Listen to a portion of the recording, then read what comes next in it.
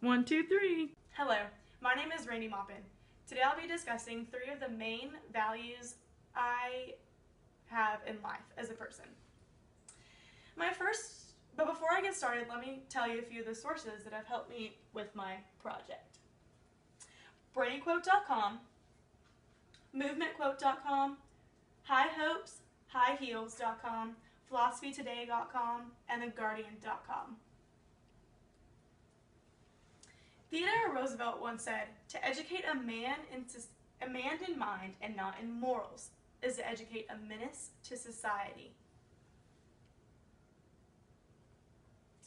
So one of my first morals would have to be honesty.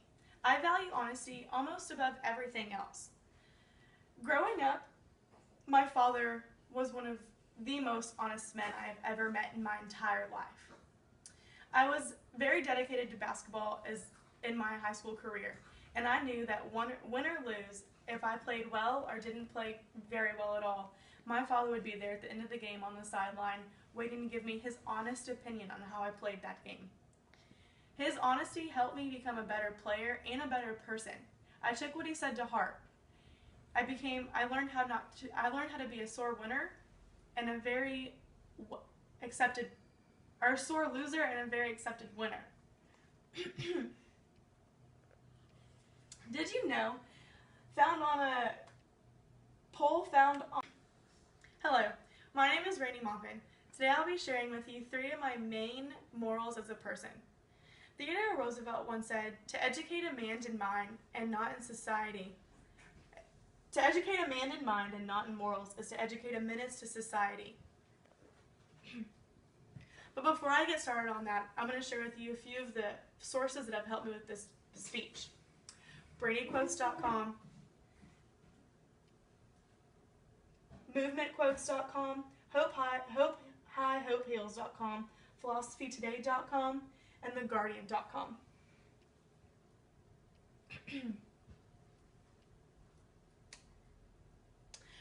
Growing up, honesty has always been one of my most valued morals. Over everything, I think that telling the truth can never do you wrong. In high school, I dedicated myself to basketball. My father was one of the most honest men I ever met in my entire life. He also dedicated his life to coaching.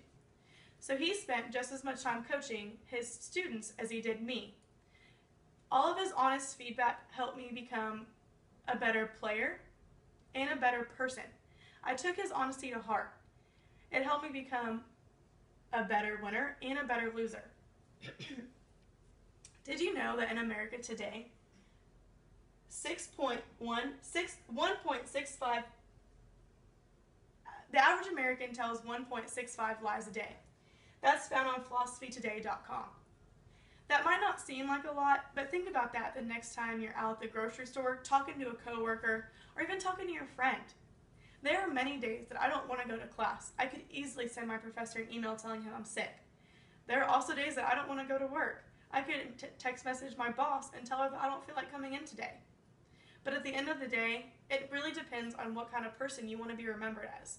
For me, I don't want to be remembered as the person who lied about why they couldn't be there. I want to be the person that was honest and came to work even when they didn't want to.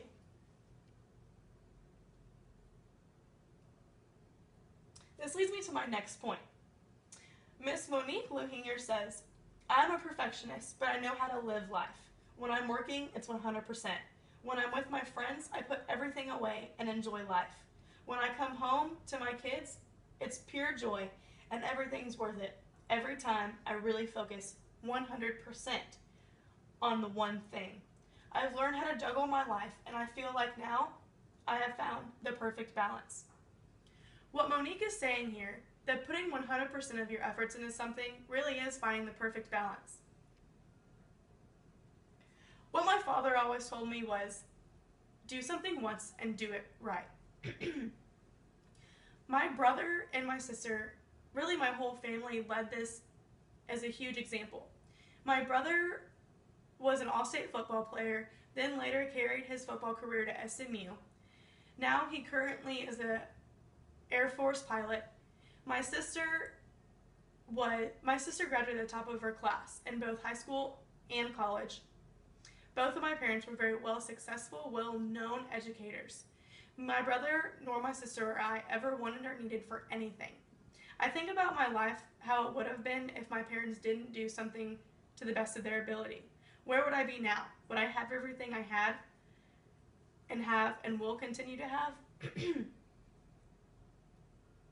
My dad always told me, it takes more time to go back and fix your mistakes than it does to do your best. I value that more now than ever as I sit here and try to juggle being a full-time student, having a full-time job, all my assignments, my work job, and living a healthy lifestyle and a social life.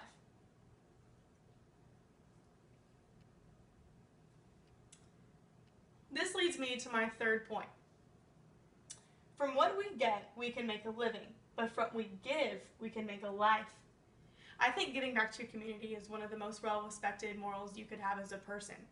Giving back to your community keeps you grounded and keeps you in sync with where you came from.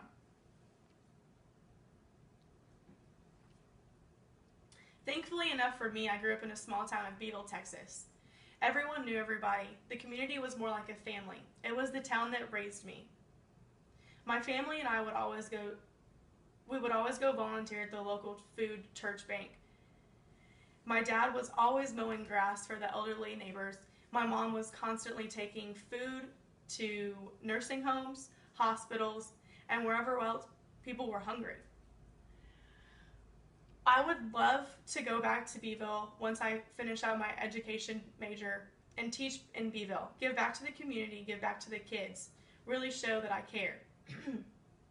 I have recently suffered from depression, anxiety, and as I was doing more research on this, I found an article. It stated an article on highhopeshighDreams.com. It states that there's a thing called Helper's High.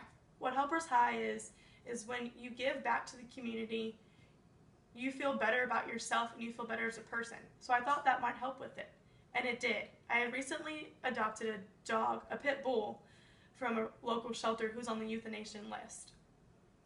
I gave Carrie 4 more months to live, and now a lifelong home. I fed her, I walked her, and I knew that at the end of the day, the smile that the owner had after receiving Carrie was because of me, and there's no other feeling better than that in this world. In conclusion, I feel like these morals are always hard to stick to. With today's society, your surroundings, everything can contribute to falling off track. It takes dedication and constant reminding of what I want in life. But honesty, doing something to the best of your ability, and giving back to your community are always things that I will value as a person and for the rest of my life. Thank you.